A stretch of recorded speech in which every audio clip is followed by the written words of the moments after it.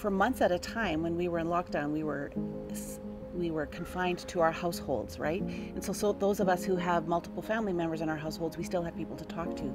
But some signals were utterly and achingly alone for months at a time when they were working from home and doing everything by Zoom by themselves, and it was really hard. The time of the pandemic allowed people to do some reflecting and thinking and to notice their values and what's important to them. With summer and the pandemic numbers the way they are, we can connect, but I think we're aware that life is really fragile, that the pandemic isn't over, we don't know what's in the future, and we have learned from past history now during this pandemic that life can turn on a dime. And so I think people are looking for, how can I develop relationships of meaning so that if something in my life, pandemic or otherwise, happens that is difficult, I have somebody that I can share that experience with.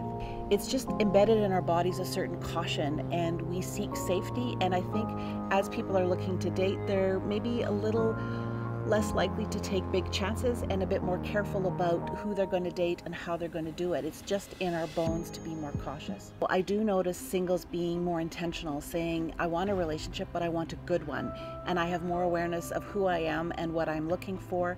And I'm going to go looking for a relationship that will be one that is really good for me, one where we can be supportive, we can be responsive and engaged with each other.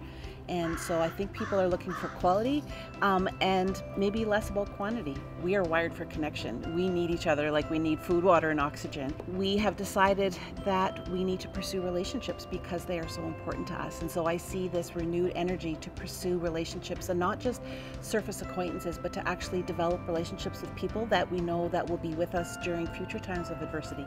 People that are socially isolated, that carries the same comparable risk as smoking 15 cigarettes a day. So you can imagine the torture really that we put people under when we expected them to live alone for months at a time with no human contact with other people. That's what we did. And so this urge to go out and connect is that seemed like that feeling of thirst, like I gotta go get a glass of water, is this feeling like, oh, I gotta go connect with people.